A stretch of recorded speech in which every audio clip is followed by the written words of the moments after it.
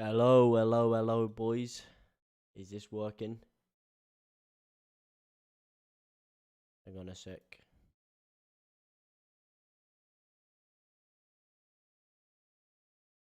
It's not available. Let me just check if this is gonna work.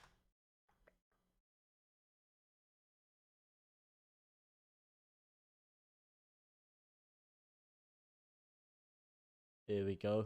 This should be working now.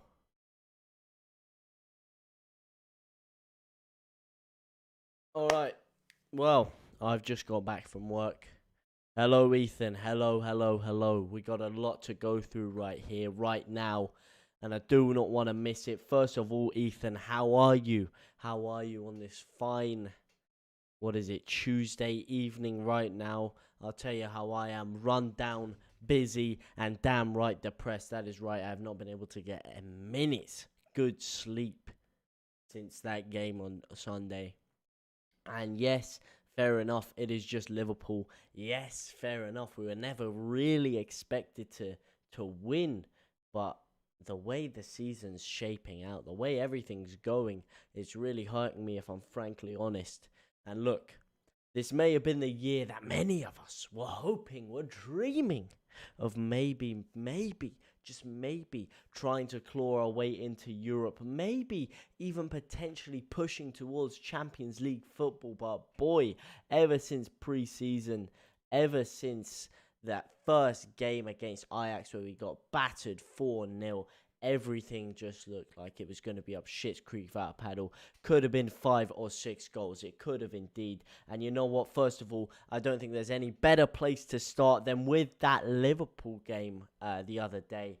And I mean, what a shambles. First of all, what are your thoughts on it? Because if you ask me, to be honest, you're right. We were lucky. It could have been more. We were a bit unlucky. That was definitely not a red card. First of all, touch wood, hope Harvey Elliott's okay. My thoughts and prayers go out to him and his family. However, how are you going to send Pascal Struijk for that? It was a beautiful challenge in the end there. It was unfortunate what happened with it. But for me, in my opinion, that's never a red card. Let me know what you guys think. Is it a red or is it a yellow? Or is it just a talking to? Is it nothing at all? Let me know what you guys thought you would have given for the challenge had you been the referee in that situation.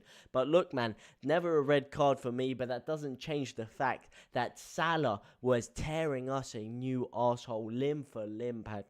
I was stood there in the West Stand watching it with my very own eyes, and he was right in front of me. Every time he was just in acres and acres of space, man. Junior Firpo could not get anywhere near him, man. Couldn't get near him with a barge pole. It was absolutely ridiculous. He was skinning him for fun, and anytime Firpo did come in, it was just because he was luring him in, and then Trent Alexander-Arnold would just be in acres of space again at that right-hand side. Lennon Green 09, how are you, my brother? Hello, hello, hello. But yes, starting off with that Liverpool game, of course. Defensively, nowhere near good enough. We were cut through like a hot knife through butter. It was absolutely ridiculous, man. Every time Fabinho got that ball in the midfield, every time Thiago got his head up, our defense parted like Moses in the Red Sea. They came through, split us open wider than a hooker's legs on the red light district, and we were left absolutely hopeless. We did have a couple of good chances at the beginning. Rodrigo should have been doing a bit more with that chance. When you do get in that area, you got to do a bit more for me. He smashed it straight down the middle of the goal. You got to look up. You got to compose yourself there, man. You got to slide it to the left, slip it in the right. Didn't do any of that, just left his head down and lashed it down the middle. Aside from that, it was really only a matter of time. Liverpool piling on the pressure, man, putting us under more pressure than an erection on skinny jeans, and eventually that pressure did tell through the form of Trent Alexander-Arnold. I uploaded a video on my YouTube channel, Leeds United match reaction, Liverpool, that not a red card as well. I 100% agree, not a red card.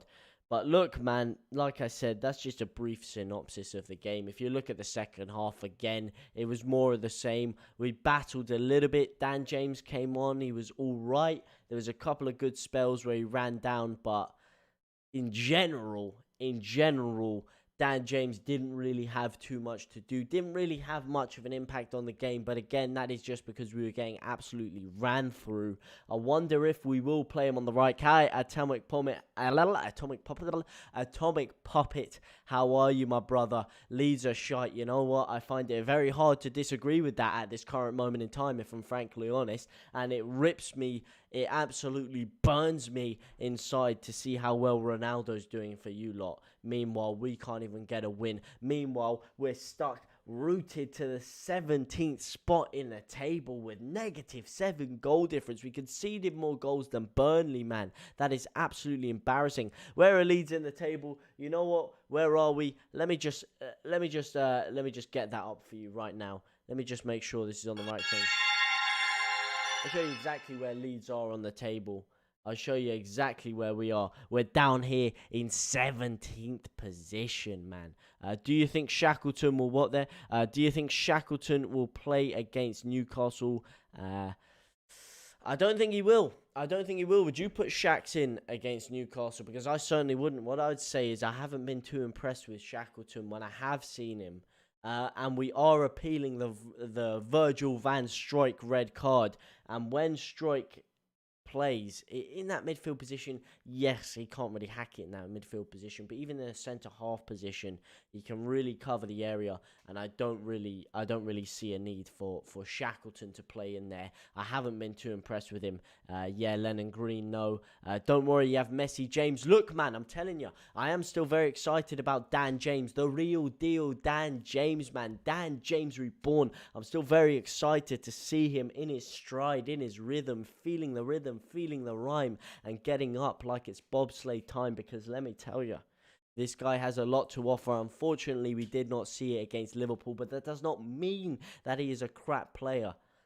But I digress. I think Virgil van Strijk was actually one of our better players against Liverpool. I don't know what you guys think. There was a great chance Sadio Mane had in that second half where he made a last-ditch challenge.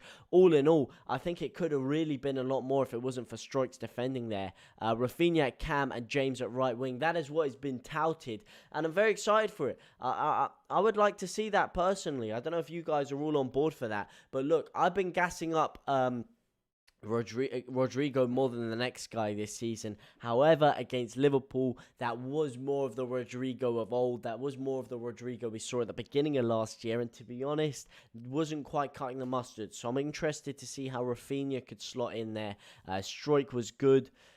I agree, man. I agree, and we definitely need him back against the Geordies. I'll tell you that much. But to just finish off on that game, again, our midfield was weak. Our midfield was bypassed, and although we dominated a lot of the ball, we weren't doing anything pressing with it. Bamford wasn't creating enough space. We weren't spreading them enough, and it was just very easy for Liverpool, and it's been very easy for everyone. Yes, the referee was terrible. Yes, he was a scouser in a black shirt. Indeed, he was. He was an absolute shocking ref, if you ask me, but I don't think I can really blame that on the thing. I think we'll finish 16th. Ain't no way in hell. If we finish 16th, I will shave my head off, my friend. We cannot afford to finish 16th. This is probably one of our last years with Bielsa in charge. Who knows how much longer we're going to be able to keep the maestro at Ellen Road. We cannot waste it finishing 15th or 16th. This was meant to be the year we push for Europe. This was meant to be the year we kick on, because we only have a couple of years left with Rafinha and Rodrigo and Calvin Phillips. We have to convince these players to stay, to sign longer contracts, and finishing 15th is not going to do that, I'm afraid. If we are going to push forward, we are going to have to finish higher up. And look, if we're ambling around here, this could mean serious problems. Yes, we could maybe recoup a bit of money that we are going to need with the new stadium in development, with the money we just had to outlay on the pitch, with the money we've lost from COVID. But if we don't make it into that top 6 area within the next 2 to 3 years, the project could be in serious jeopardy. We need to pull our finger out. We need a midfielder, in my opinion. Calvin Phillips can't keep doing it all on his own. He needs a bit of support in there. We need another defender. I don't know about Firpo. What do you guys think about Firpo? Because, again, I know it's unfair. He was up against Mohamed Salah, and Salah is one of the greatest to ever do it in the Premier League. So it is a bit harsh. I think we should have signed Rodrigo to pull. Hey, don't bring up that name here. Do not bring that name up here. I think everyone here knows how much I would have loved to see Rodrigo de Paul. Didn't stop banging on about the geezer. Let me tell you that much. Ethan gave me a lot of stick about that, but no, man. Rodrigo de Paul, 100%. I would have liked to see him. 100,000,000%. He would have been the difference maker in there. We just missed that extra little bit of quality against these bigger sides. And this year, look, I thought the international break was going to be enough to get us back into it.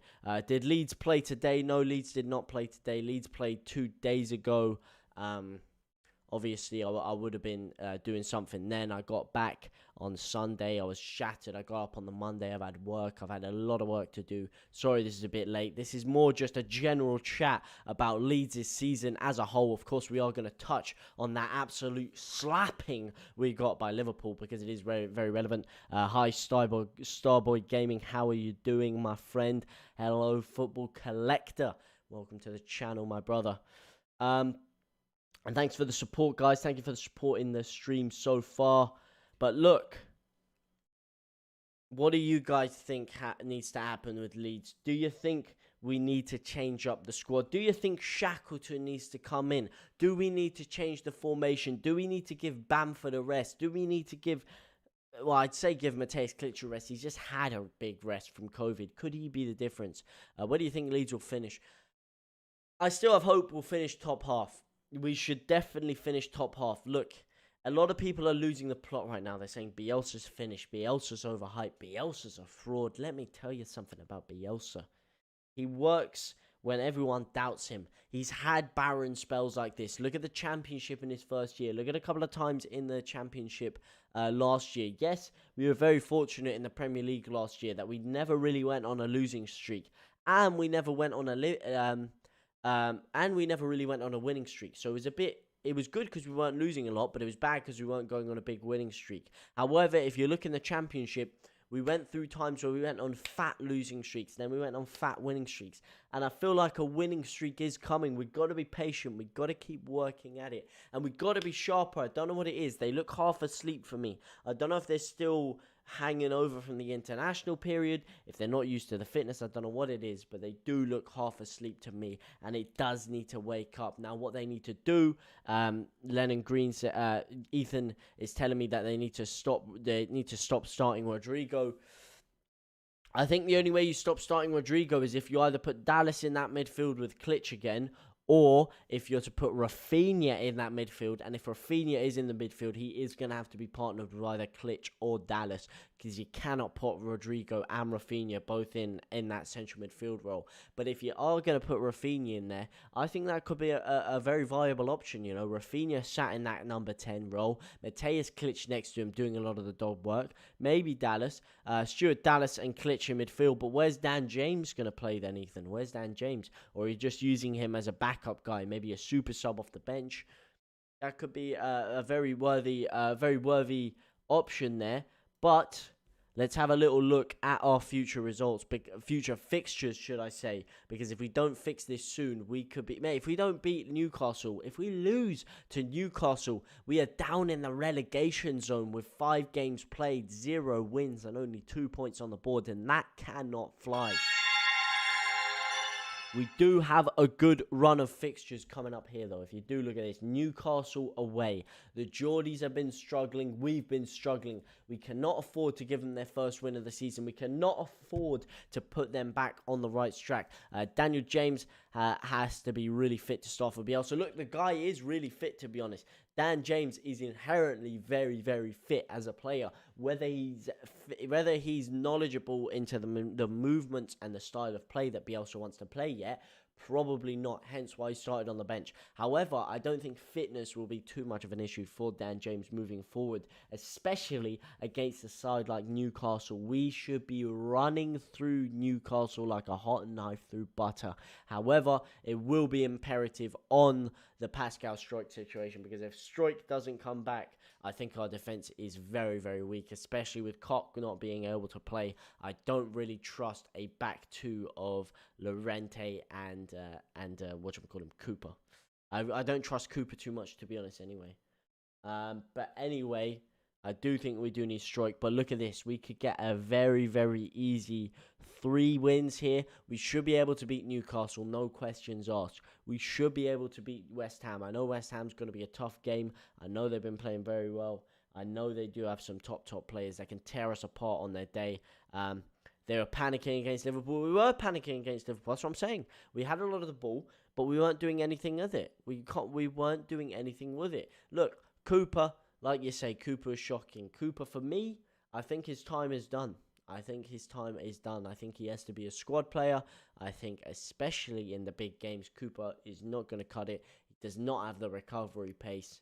And look, man, I think Cooper, it's time for him to take more of a backseat role. But the thing is, we decided to buy 2 centre-halves who are incredibly injury-prone in Koch and Llorente. Incredibly injury-prone. So Cooper's going to have to keep playing the thing. For my centre-back, Cooper centre-back, Luke Ayling centre-back, Junior Firpo left-back, Shackleton right-back if Stroik can't play.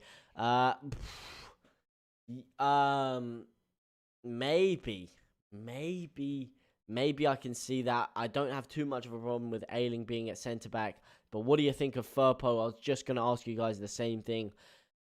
Look, I'm still going to give him a few more games. I'm going to give him a little bit more time, Junior Firpo, if I am honest. It would be too harsh for me to judge otherwise on Firpo.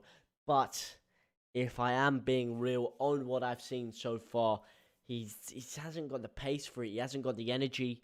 He lacks the intensity that's needed, and his positioning seems to be all off for me. I don't know if he lacks mental focus, if he's lacking sharpness, what he's lacking.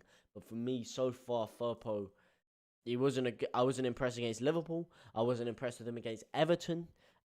And I haven't been impressed with him all season. Even in pre-season, I haven't been too impressed with him. But I will give him a little bit of time. Looks slow, exactly. That's what I'm saying. Acceleration-wise, he looks flat-footed. He looks rigid. It looks like when he needs one of the most important things as a fullback is your turn of pace. When someone's trying to get past you, you have to be sharp on your feet. You have to be pushing them out wide. You have to be on your toes, ready to sprint back the second they get near you to cover the distance. Furthermore, if you are going to press them high like we like doing, you have to be very, very sharp on your feet. You have to have good acceleration to get there quickly. What he's doing, he's trying to press the player, whether it be Salah the other day or Iwobi when we were playing against Everton, and he's too slow getting forward to him. By the time he's done that, he's running straight, he's flat-footed. Iwobi has time to see what he's going to do, flicks it round him, either plays the 1-2 like Salah did with Trent on the weekend, or he'll just do a bit of skill and get past him because he's not on his toes, he's not side on. And that's the problem I've seen with him. I don't know what you guys think. But like I said, I am going to give him a little bit more time to get used to the fitness, to get used to the system, to get used to the league. But if he hasn't fixed it up in the next few games, then I am going to have to say we are going to have to slip Dallas back in there. And we might have to fly over and try and pay whatever we can to convince Alioski to come back and start for us. Looks a bit shell-shocked, to be fair, but hopes he settles down. Look, man, this is why I said we missed against we missed from Alioski. Alioski was a shithouse. He was up for the fight. He was up for the battle. For me, so far, Firpo doesn't look like he has that instinct in him. Do you think Charlie Cresswell will play against Newcastle? No, I do not think Charlie Cresswell will play against Newcastle. I don't think this is time to be throwing in youth players. I think this is time to fix the ship. We can't do an Arsenal. Look what happened with Arsenal. When they started losing results, when things started going bad for Arsenal, what do?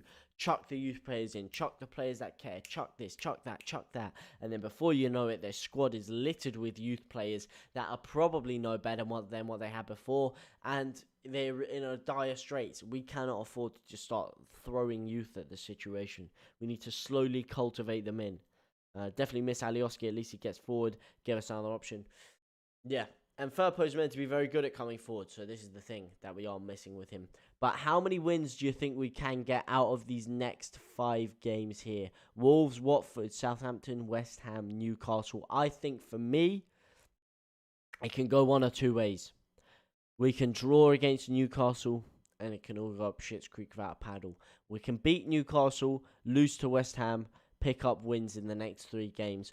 Or we can fix up It depends how we react to this Liverpool game here. If we react as we should, if we react in the positive manner, which I think Bielsa can get out of us, what will happen? We'll win all 5 in a row. We'll go for a complete winning streak, like I said. Because when we get momentum going, we're very, very hard to beat. It's just a matter of getting that momentum going, as we've seen in the past. We need at least 7 points out of Newcastle, Watford and West Ham. We do indeed need at least 7 points out of that. I'd say we need 9. I'd say we need points quickly to get up the table. And if we do start getting the results going, if we do start getting a little bit of momentum going, this bad situation that we seem to be in could very, very quickly dissipate, and we could very quickly find ourselves around the middle point of the table. It's all about momentum. It's all about a few games that can change everything. And yes, I know everyone's getting on Bielsa's back. Yes, everyone's getting on Leeds' back. They're saying we're going to get relegated. They're saying this is second season syndrome. They're saying it's a burnout. I'm telling you, it's nothing of the sort. It's not a burnout. We don't get burnt out. We're still fit. We're still dominating possession against sides like Liverpool. We just seem a bit mentally fragile at the moment. We need some key players to come back. We definitely need to strike back for the next game. And hey, we just need a little bit of time to gel. We've always gone through these peaks and troughs as a Leeds fan, as Leeds in general. But I don't know what you guys think about it. Let me know what you guys think. I think we'll be okay, though. No need to panic just yet. No need to panic at all. But everyone seems to like to panic. It seems to be the fashionable thing for some reason. I don't know why. Let me know what you guys think we will get in the next results. Do you think that we will manage to salvage our way up the table? Hello, Bargav. How are you, my brother? Speaking of Bargav, he's an Arsenal fan, and I cannot believe we've allowed Arsenal to get above us. Arsenal, of all clubs, are above us in the table. What an absolute embarrassment. A bunch of frauds like them are above us.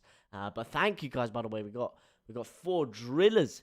5 drillers, should I say, in here right now. But 4 legends. I don't know where you're liking the stream from. I don't know who you are. All I know is that you're an absolute living legend. Y'all need a win. We do need a win indeed, my friend. This is dire straits right now. Me too. I can't see Bielsa start 19-year-old Charlie Cresswell. Man, Bielsa doesn't really seem to start a lot of these youth players anyway. The only one I'd really want to see is Somerville. But with Dan James coming in now, is there really a place for that? 1-0 to the Arsenal. Man, I tell you, I'd take a 1-0 to the Leeds right now. We can't even get a 0-0 to the Leeds at the moment. We're just getting slapped. We're getting slapped. We need a win. We need goals. We're meant to be the high-flying, high-scoring Leeds United. But at the moment, we're the high-sitting, high-getting slapped in the arse, high-conceding Leeds United. And it is absolutely embarrassing. But, like I said, the season is still young. The night is still young. No need to panic, my brothers. And Dan James Reborn will shine once again. Do you see Bamford carrying on to start throughout the season? Would you drop him? That's the last question I leave you guys with. Have you been impressed enough with Bamford this year, or do you think he needs a bit of time out? I don't know who that was right there in the chat. It just flashed up. I couldn't see it. But do you think Bamford needs a little rest? Have you been impressed with Patrick Bamford so far this season? Because I'll tell you something. In front of goal, yes, because Bielsa loves him. Bielsa does love him indeed. So Bielsa will probably keep him. But would you? That's the question, yeah. Forget Bielsa. If you were manager of Leeds United, would you start Bamford? I mean, we don't really have many other options. And I know 99% of you out there hate Rodrigo or very strongly dislike him. Shouldn't really say hate. At least my dad would probably slap me up if I said that word right now. But a lot of you very strongly dislike Rodrigo. Me, personally, I do very much like him, but like I said, he has fallen off a bit. So I don't think anyone would be leaping to start Rodrigo over him. But it's very interesting, the whole Bamford thing. Because there's been moments when I've seen him where he looks like he's not very sharp. He's not into it enough. He hasn't been pressing enough. His movement hasn't been good enough. But, hey. Manchester United lost the 8 young boys. Wait, what? Hang on, they were winning last I saw. Hang on a second. Before we go, we could be leaving on some positive note right here. We could be leaving on a positive note. I cannot believe what I'm just seeing. Hang on a second. I think you're trolling me. Hang on a second. Whoa, what is this? Where is it? I see Ronaldo in despair. Hang on a second. Lingard back pass. You say, no way. I have to see this with my own eyes.